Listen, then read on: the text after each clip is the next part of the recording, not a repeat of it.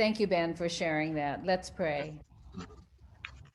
Holy, gracious God, for the days that we celebrate the resurrection of Christ, which is every day and especially on Sundays, for the days that we celebrate special people in our lives through birthdays or anniversaries and even days set aside for our parents. For these days, God, may we give you thanks for the abundant blessings in our lives. May these blessings inspire us to do your will and your work in this world. May what we say and what we do always be to your honor and to your glory. And the people of God say, Amen. Today is a day in which I've always I don't know how you say it, when the church ladies get all crazy about Mother's Day and the men have to figure out about Mother's Day and all of that because Hallmark has made this day a significant event in churches. Hallmark is the one that has commercialized it. You know, when Mother's Day started in the early 1900s by Anna Jarvis, just to be able to say thank you to her mom, and Hallmark kidnapped it and made it commercial and did everything possible to make money off of celebrating our parents. And so she, till the end of her life, fought it, wanted to cancel Mother's Day, wanted to stop it because people were missing the point about why she was honoring her mother. And there is nothing in the Bible that says we have to have July 4th at church, that we have to have Mother's Day, that we have to have Father's Day. What other days? I think the 2 days that we celebrate amongst is Lent, which would include, Good Friday, Maundy, Thursday, Holy Week, Easter Sunday. And then there's Christmas and Advent. Now, those are the two things that we really celebrate the risen Christ, or the Christ who has given us abundance. It has nothing to do with mothers or fathers, grandparents, sisters or brothers, or whatever Hallmark day there is that we're inspired to say to our sisters and brothers, Happy Sibling Day. Or we're inspired to tell our mothers, Happy Mother's Day, when in the Bible it says every day we honor our mother and father. And sometimes we as children seem to forget that commandment. And then Mother's Day comes up and we like, oh, what do we got to get? What do we get? What do we get our mother? And my children have always asked me, what do you want for Mother's Day, Mom? And I would always say, happy and content children. And they said, no, no, Mom, what do you want? What do you really want? I said, happy and content children. If you give me that, that's the perfect gift for me till the day I die. Now, for me, looking at how churches embrace holidays and make it part of their faith journey and theological underpinnings is always what makes me wonder. When churches celebrate Mother's Day, they're always talking about, who's a mom, who's not. And I've told you this story before, is that when women come into a church, we don't know their background. We don't know if they've lost children. We don't know if they can't have children. We don't know if they've decided not to have children. And when we do a Mother's Day celebration and we leave them out, we are excluding people in our family. And part of me is always wondering not to have holidays or events that say out loud, you're excluded.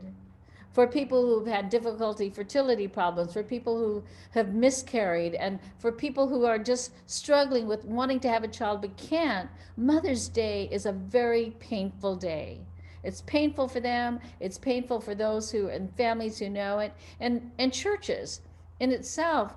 It's sort of kind of like how we have Easter. Everybody, I'm not saying New Bridges. There's other churches, and you all know other where we celebrate Easter as if Jesus is alive and will keep us alive, and we're going to be good people, and we will do service according to Jesus. And then the day after Easter, we forget all of that because it's no longer a celebration.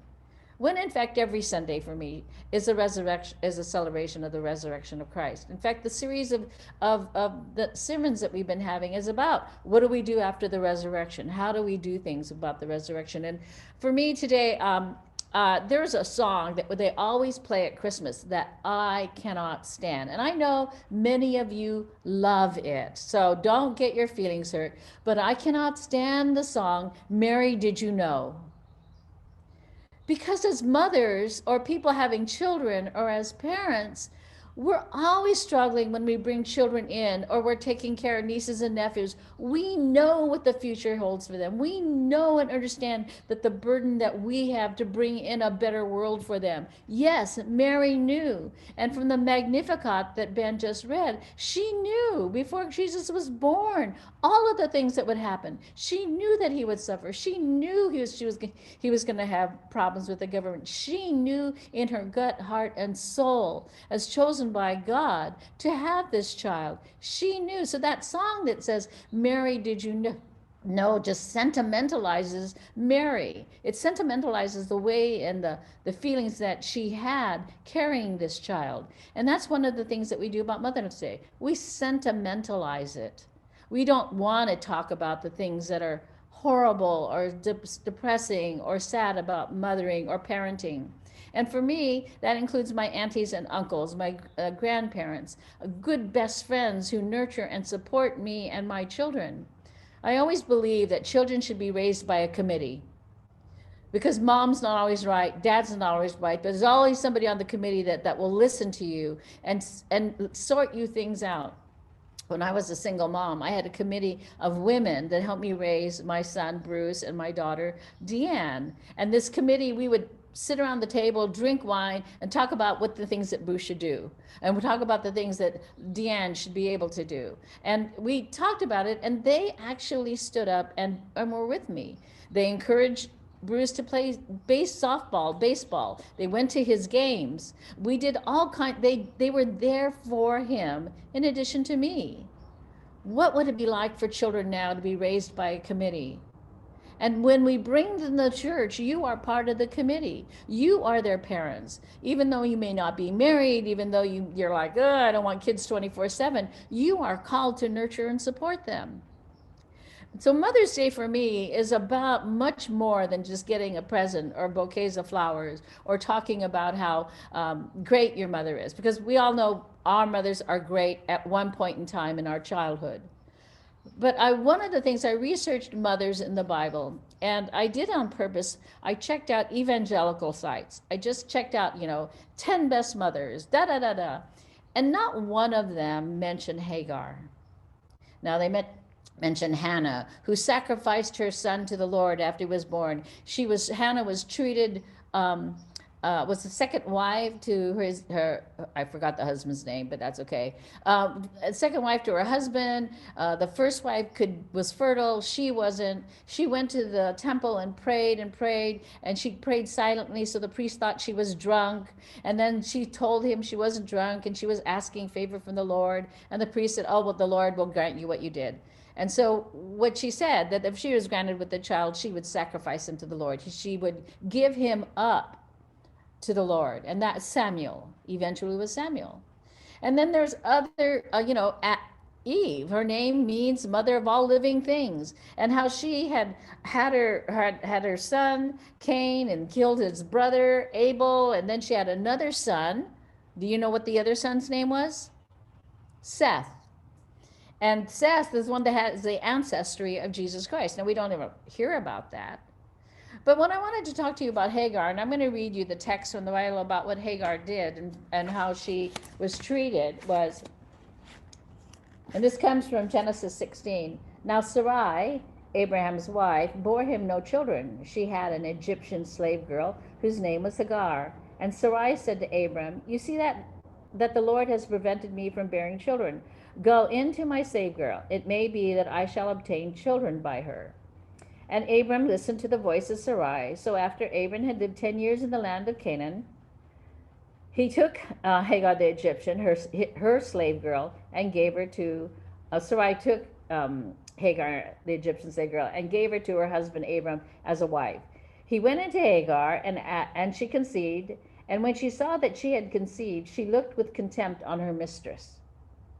Then Sarai said to Abram, may the wrong done to me be on you. I gave my slave girl to your embrace, and when she saw that she had conceived, she looked on me with contempt. May the Lord judge between you and me. But Abram said to Sarai, your slave girl is in your power.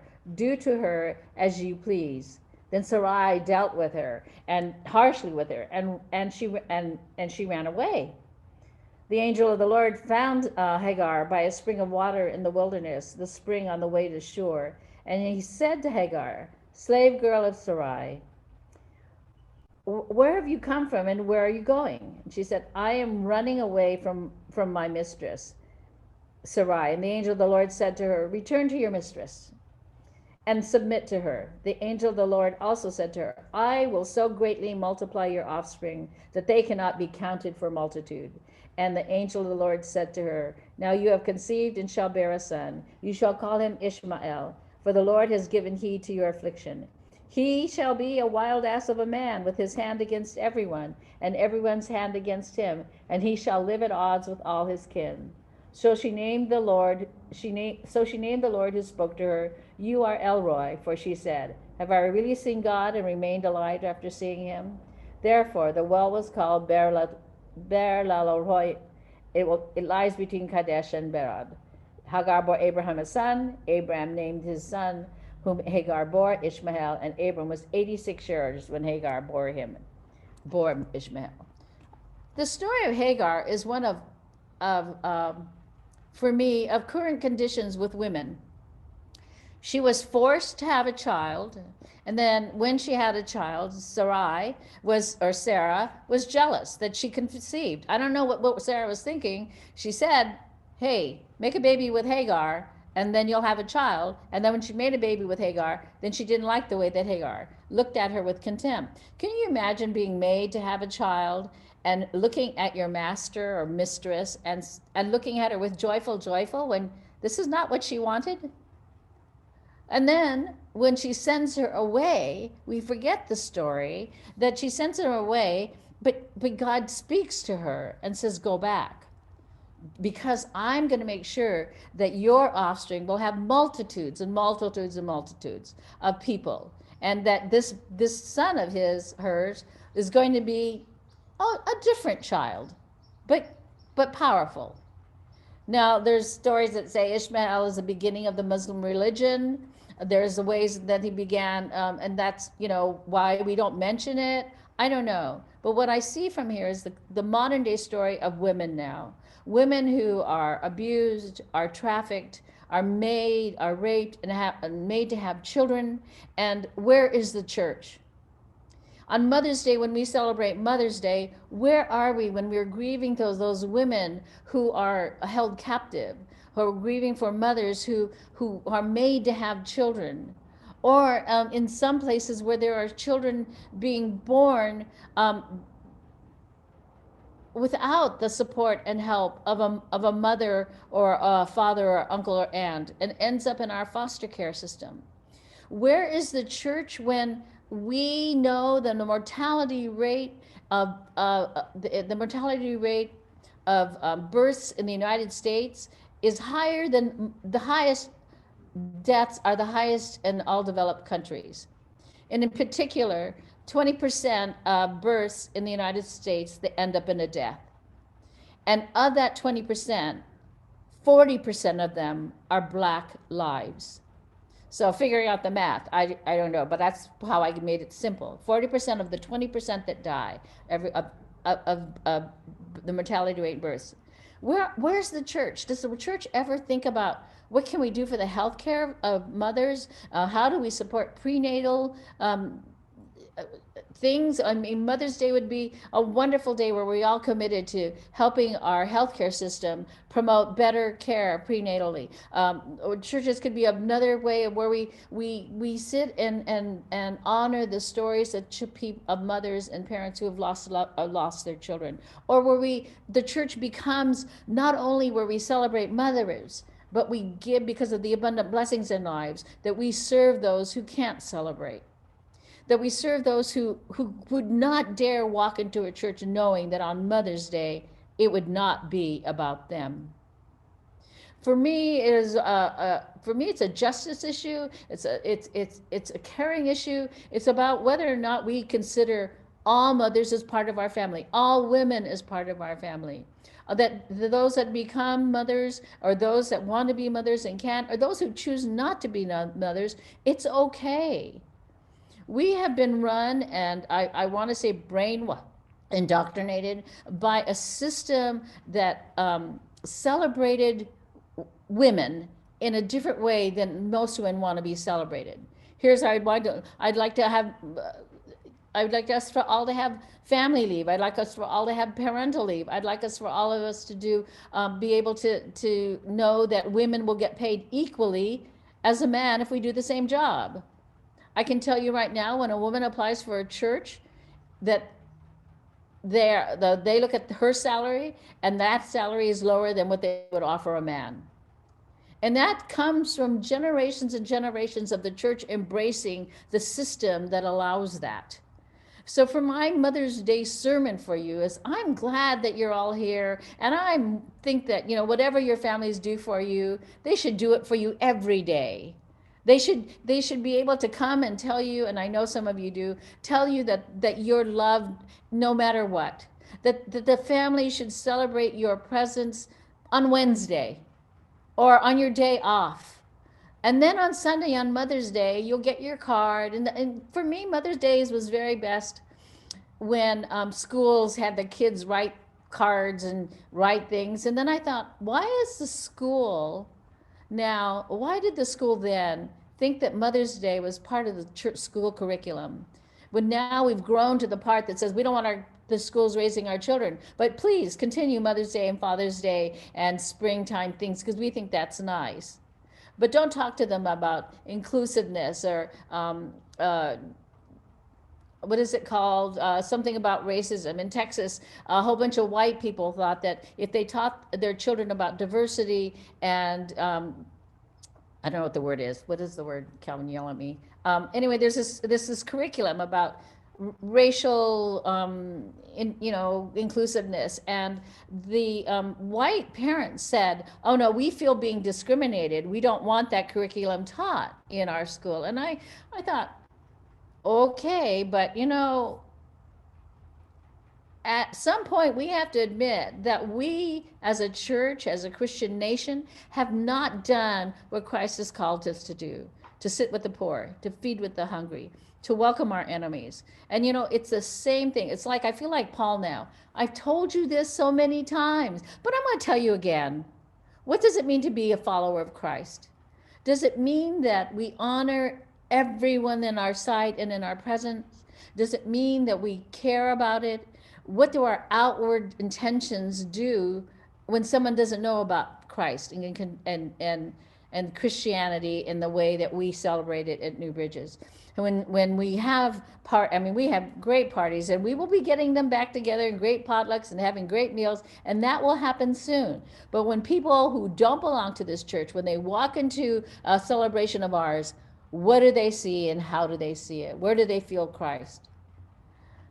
I am, I have to get home early today because my kids are throwing me a barbecue, and they were happy with me driving to Hayward to go to church because I have to go back there. And I said, well, it's okay. It's part of my job. It's no worries. Well, Mom, you have to be home by 2. And I thought, well, I can be home anytime I want to be. I'm your mother. I can choose my time. Again, how your relationship is with your kids or with your nephews or nieces or grandchildren is all up to you, and how you are helping them think, helping them to provide a safe space for them to talk to you, to be able to have them pick up the phone and say, Grandma, I really need to, this is really bugging me. Can you listen to me for a while? Those are the people our children need in their lives. Those, and along with their parents. I've always said that if a child is born with 10 people surrounding them, they will live successful lives. 10 committed people, not just for the baby shower, not just for the baptism, but for their whole life through, to be able to see them from birth until they're graduated, until the day you die, and know that they've done well. That's what Mother's Day is for me. That's what nurturing and support is for me. To be able to be with people through their whole passages of life, to be able to celebrate them, to be able to teach them by my actions what it means to be caring and loving. That's what Mother's Day means to for me today. And we hear of all of the other mothers, but the story of Hagar sticks with me because she was made to become a mother. She was outcast, and then the story ends there because her son did something different than what would Jesus do. Or maybe not. I don't know because we never hear anymore. You know, story is the Bible stories are really great. We don't hear anymore about anybody after the story's been told much. And so know that the other mothers in the Bible, I'm just going to name them off to you, or is Deborah, uh, and then of course Sarah, and then Rachel. These are the 10 that they told me about. Rebecca, Ruth, and do you know who the Pharaoh's daughter's name? The one who found Moses in the water. Her name is Jochebed, Jochebed. Oh no, she was the mother of Moses who put him in the water, and then the mother of Moses, Aaron, and Miriam, and she's the one that gave up Moses. And so again, doing some creative things from the sister, she was able to take care of Moses, not as quote unquote her son, but as the child that she loved from birth. So today, let's celebrate the ones that we're with today. Let's celebrate our children. Let's celebrate our grandmas. Let's celebrate our mothers. Let's celebrate our neighbors. Let's celebrate knowing that this Sunday is no different than any other Sunday. That we need to be about celebrating and thanking God for blessings, abundant blessings. And continue Parents' Day, Mother's Day, Father's Day, Grandparents' Day, every day. Picking up the phone and calling a mom just out of the blue instead of them expecting 6 calls on Mother's Day and then not hearing from them for 4 weeks. That's what I want for Mother's Day. Continuous communication with all of my kids. And let me be clear about that. My kids all know that because I tell them that's what I want. So they know if they miss 3 days and they haven't called me, I'll call them and they'll give me an excuse why they haven't talked to me. But you know, I get what I ask for. So you all will get what you ask for, either silently or openly, and you will receive what you give, love and care. Amen.